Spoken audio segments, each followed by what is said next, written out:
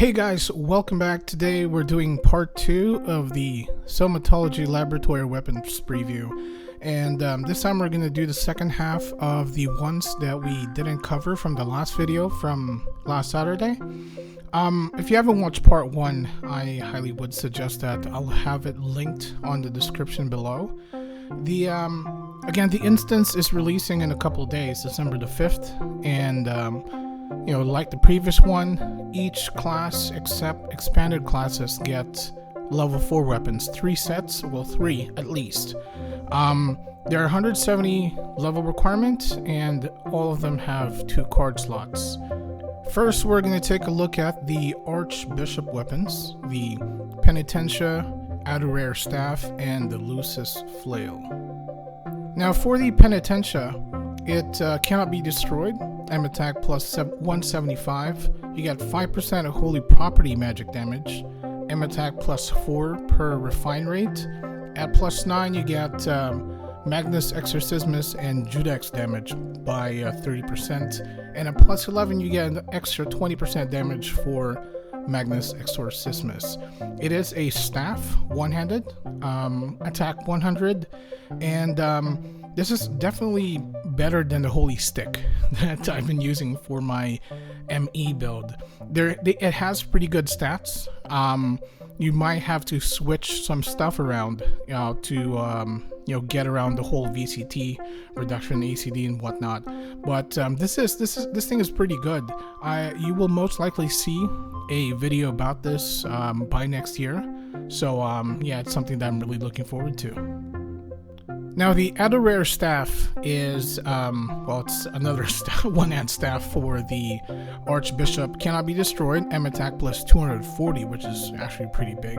5% holy property damage and M attack plus 4 per refine rate. At plus 9 you get additional 30% damage for Adoramus, and at plus 7 you get physical and magical damage from all sizes minus 25%. So basically you get a little bit of that buffer when you're getting attacked, plus obviously the 30% Adoramus damage is pretty good, especially for the current stuff that is being used for the Archbishops. Overall, it's a pretty solid staff with, I'll probably make a Dora build AB in 2024, so yeah, stay tuned for that. Now last is the Lucis Flail. This is a mace, 180 attack. It's obviously going to be for the melee build for the Archbishop. Cannot be destroyed. M attack plus 160, attack speed plus 1, and additional 4 M attack per refine rate. At plus 9 you get 40% more damage for dupe light, and plus 11 you get a chance to auto cast level 2 Judex when performing a physical attack. If you have a Judex level over that, the level that you currently have for Judex will be the one that is auto-casted. This actually gives me more ideas for an Autobolter AB, just around dupe light. Not sure how effective the build will be above, let's say about 170, I guess, just because a lot of the leveling strategies is purely built around AoE. It might be a lot slower, but it can definitely be effective. To be fair, auto attacking is has sort of lost its glam in the last couple of years, in a sense. Now we have the Saint Crown. It's currently not available in the server. Most likely War Portal will be adding this to the server once the Somatology Laboratory is released, possibly Kachua. I won't be discussing this any further just because it's not in the server yet, but if you do want to do your research, have a look at what the the headgear does, just pause the video or just look at the link that we have on the description. Next are the Sora Weapons. I'm definitely excited for these ones just because they sound, well, they named them so cool, like we got the Raging Dragon Fist, the Bright Pendulum, the Fighting God's Bandage. Those knuckle weapons actually sound really good, to be honest. Now first on the SURA list is the Raging Dragon Fist. You get quad blow damage plus 40%, plus 4 attack per refine rate. At plus 9 you get 50% more damage for Raging Thrust and Chain Crush combo. That's actually pretty good. And plus 11 additional 30% damage for Chain Crush combo. It's a knuckle weapon, attack 210.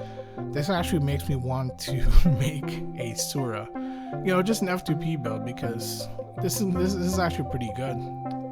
Next we have the Bright Pendulum. It's a mace, attack 210, cannot be destroyed, VCT minus 10% off the bat, and attack plus 4 per refine rate. At plus 9 you get 50% more damage for Throw Spirit Sphere and Occult Impact. At plus 11 you get attack plus 10%. Now that plus 11 bonus isn't looks a bit lackluster, to be fair, but you really get most of the bonuses when you have the headgears. I'll be showing you that in a bit anyway. And last for the Sora class is the Fighting Gods Bandage. Still a knuckle weapon, attack 220, long range damage plus 10%, attack plus 4 per refine rate.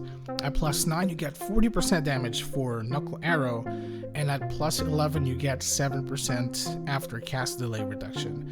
This might sound a little bit weird, but you actually can make this work with a knuckle arrow build. I know not a lot of people do play it, but there is a gray set for knuckle arrow, and that's partly the reason why I really want to make a Sora, is because now with the Somatology Weapons, the build's starting to sort of make sense, and it makes it a lot more playable, makes them a lot more viable, especially in an F2P space. So yeah, expect a video coming out next year around this. Now with all of those 3 weapons, the Lion Crown is the headgear that's set for the Sora class.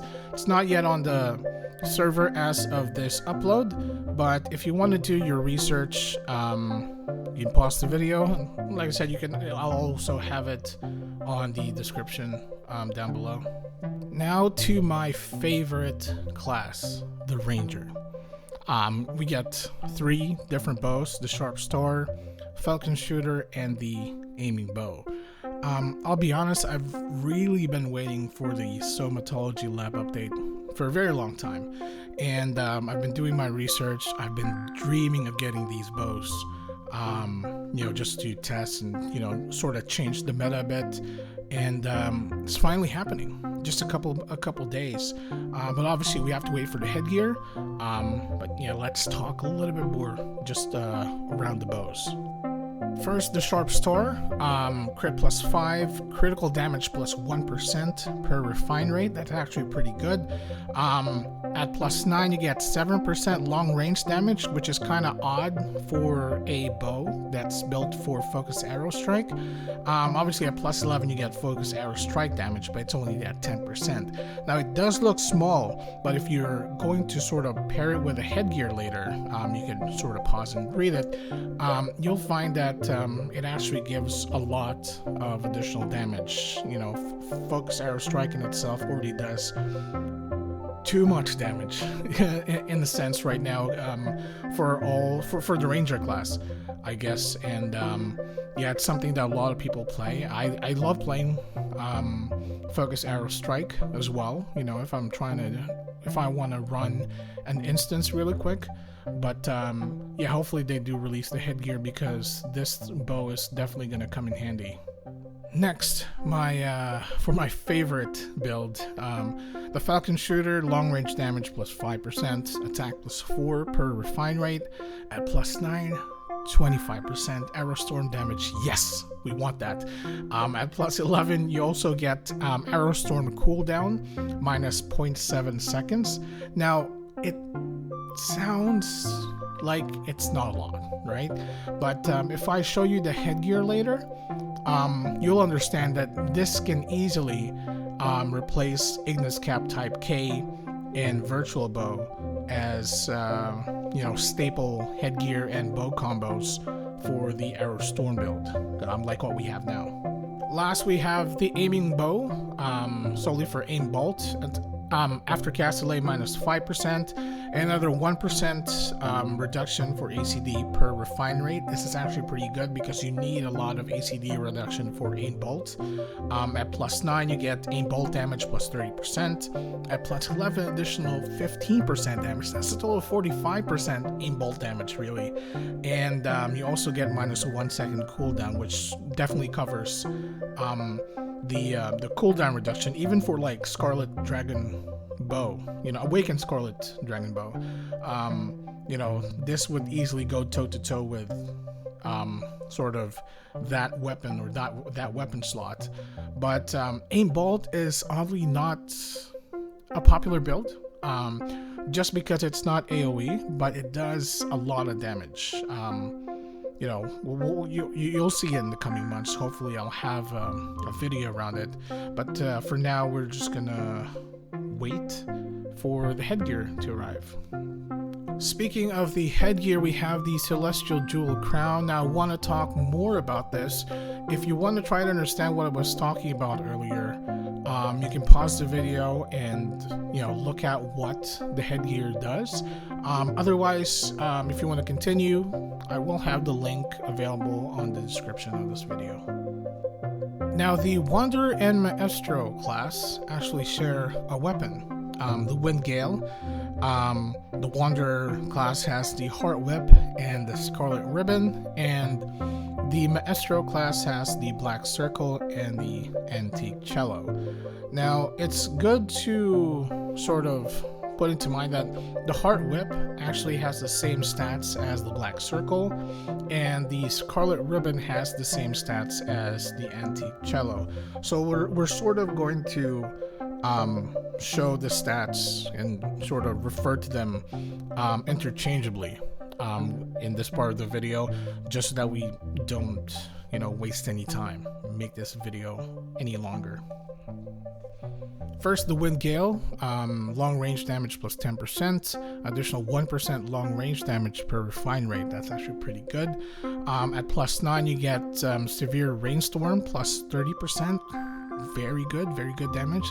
And at plus 11, you get minus 2 seconds of cooldown for Severe Rainstorm.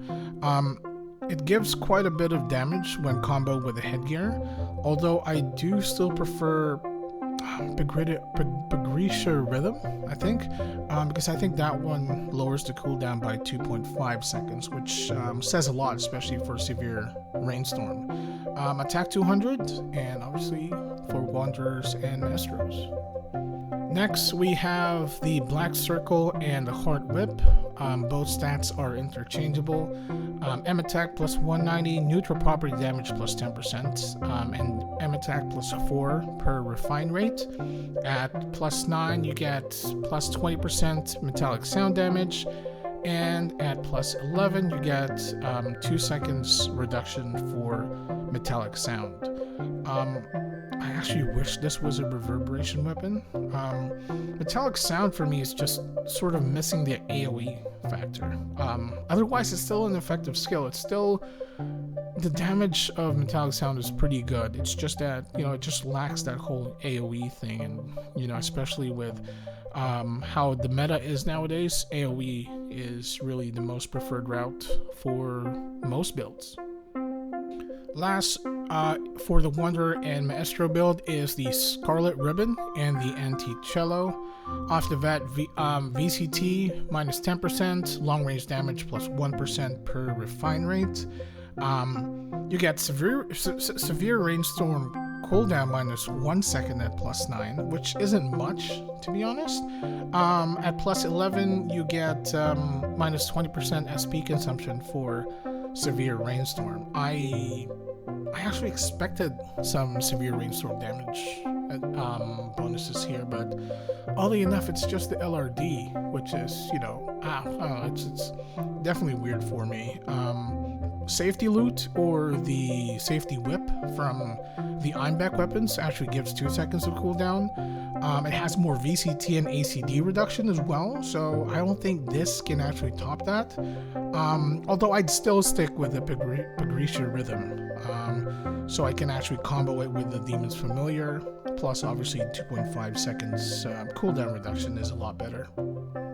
Now, the headgear for the WanderEstro is the Libra Crown, and it's not yet on the server as of this upload, but you know, if you want to do your research, pause the video, have a read, or just look at the link in the description of this video. Now we're down to the last two magic builds. The Warlock first. We got Staff of Miracle, Crimson Rose Stick, and the Gravitation Staff. First, for the Warlock Weapons is the Staff of Miracle, cannot be destroyed, M attack plus 270, which is pretty good. Ghost prop damage, or magic damage plus 5%, and plus 4 M attack per refine rate. At plus 9, you get 20% more damage for Soul Strike, Napalm, Vulcan, whatever, and Soul Expansion. At plus 11, you get Soul Strike damage and Napalm, Vulcan. It's hard. Plus 30%. It's a two-hand staff, so you can't wear a shield for this. I don't know, I've never really played Warlock, but it seems the stats are pretty solid. Next, the Crimson Rose Stick, cannot be destroyed, M attack plus 180, Fire and Shadow, property magic damage plus 5%, plus 4 M attack per refine rate. You get 30% damage for Hell Inferno, that's actually pretty good, and minus 1 second cooldown for Crimson Rock. It's a staff, so you can wear a shield with this.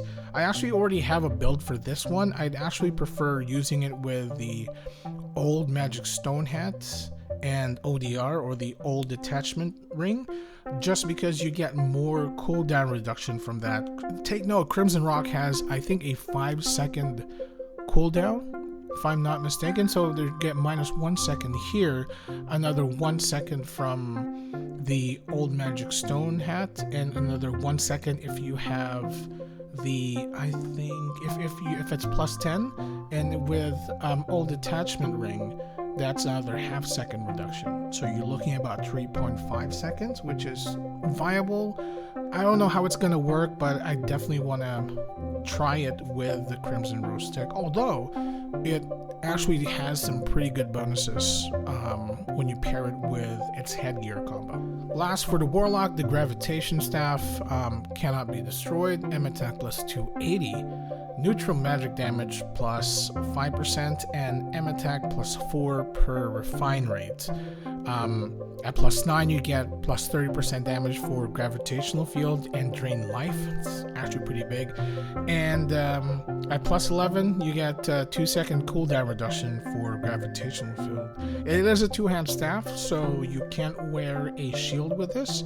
To be honest, it's pretty good, but you know, it's any cooldown reduction is good at this point. You know, hopefully they put out some OCPs to help this, but I'm not sure how meta it is right now. Like I said, I don't really play Warlock, but I'm sure a lot of Warlock players are looking to sort of experiment on how to run builds with, you know, with the new staffs that are coming out. Not just with Somatology Lab, but there's other updates that are coming that may give them some options.